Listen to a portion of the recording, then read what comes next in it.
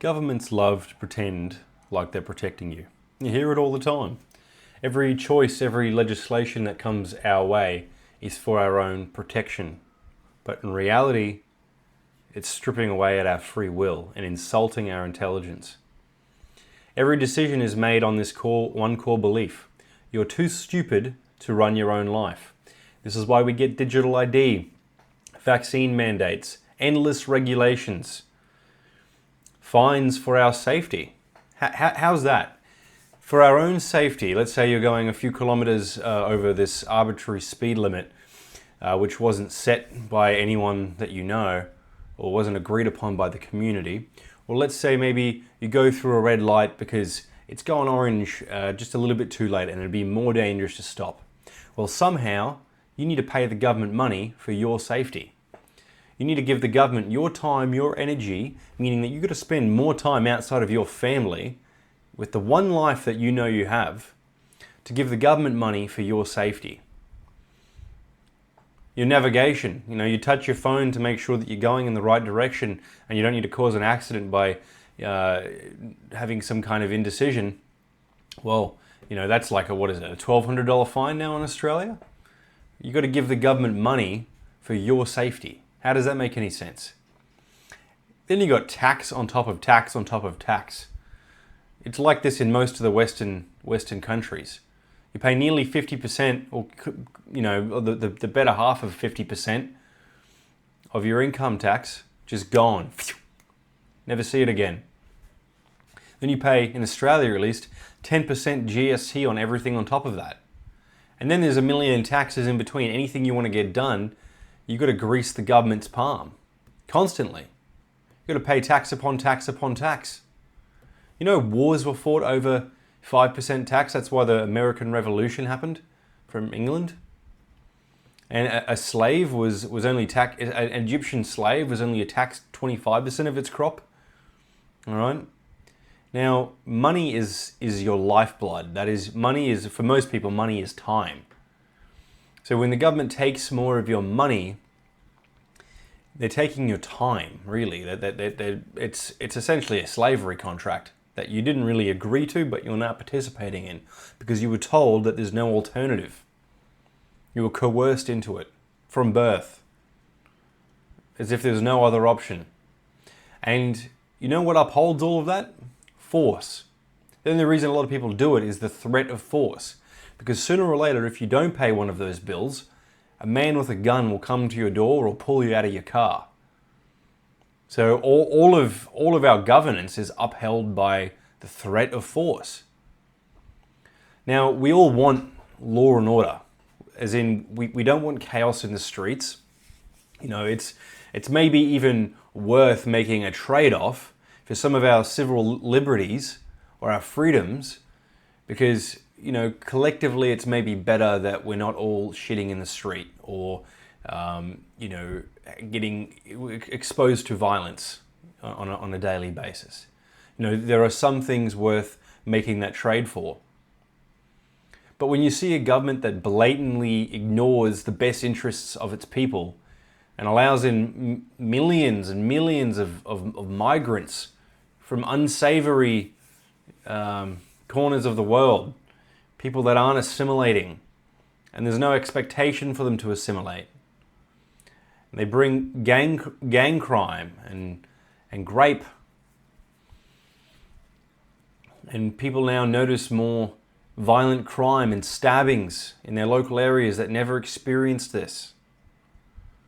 When your schools teach you about pedophilia, and not in the cautionary way, but in the normalizing way, as well as gender confusion, which it's just a complete lie that goes against factual hardwired biology.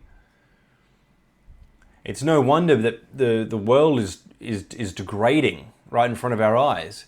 And the people that we pay to take care of this, to take care of law and order in the largest scale of life, are the exact ones that are causing it. That's our government. The parasite, which they are, is now starting to kill the host. And they're applying more measures of force to uphold that, to uphold the power structure because we don't agree with it. Who actually feels like democracy is a way of affecting change in the world? I personally don't feel like I have any faith that my vote is going to change the world for the better.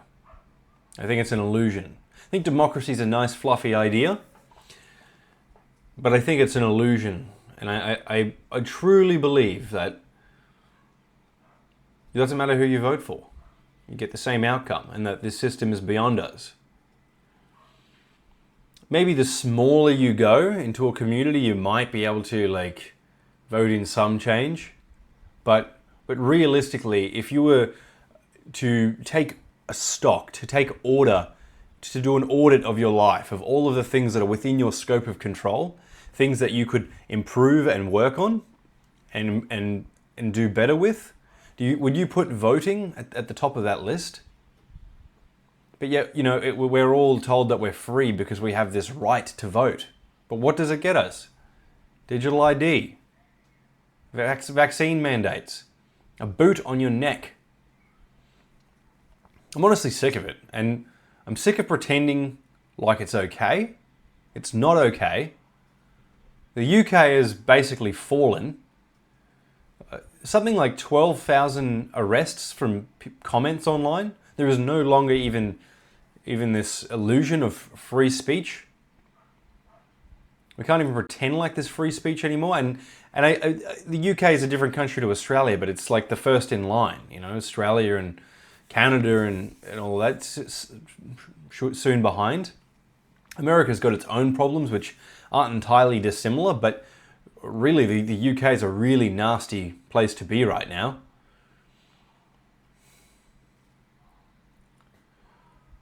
You see the flag has fallen. The English flag has fallen down and the Muslim flag has risen on national churches. That means the country has fallen. And the entire process, it wasn't like some magnificent, glorious battle that was fought and lost or won. It was just this silent boiling of the frog. If you don't know what that means, that the boiling of the frog is, if you were to put a frog into hot water, it'll jump out immediately. But if you put a frog into nice, warm room temperature water and then start heating it, the frog will stay in until it's broiled. And that's what's happened in the UK. I don't exactly know what to do about it because it kind of feels like we're being goaded into a violent reaction. And the reality is, it's not the immigrants' fault per se, even though they bring real problems that we have to deal with. The people that brought them in en masse. This isn't some accidental plan. I'm not going to pretend, and can we stop pretending like this is even any form of ignorance? This is warfare that's being conducted on us. And we've been outgunned and outmatched because we've given our guns over. So what have we got left? We've got a shared voice through our phones, and even that's being attacked right now. Like, guys, this is it. This is the big one. Next year is the big year. All right, this is really time to get serious about what we're actually going to be doing for our lives. And not pretending like everything's going to blow over and be okay. The reality is you need the government, you got to look at all of the ways in which the government has leverage over you. Your water, your food, your address. If you live in a system, they can just simply turn your things off and come to your house and drag you out of it because you made a comment they didn't like. People are being jailed for long periods of time over things that are trivial. Regardless of the opinion of whether you agree with it or not, they're trivial. And people are being locked in cages for good parts of their life. This is really where we're at. Personally, I think it's a good time to decentralize all of your important things out of the system, find a way to produce food and water, so then at least you have a choice in the matter of your life.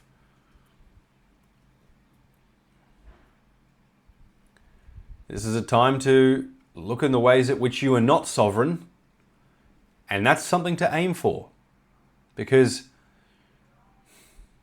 the boots are coming. The time is now.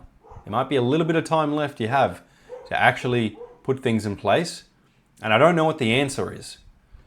As in, I don't know if some march is going to sort this out. Really, it's not a matter of affecting change through democracy. These changes have been made for us as part of a larger plan, and we're now having to deal with it and navigate it. But the reality is, the government only exists because we let them. But now they've gotten too big for their boots, and now those boots are on our neck. So what are you going to do about it?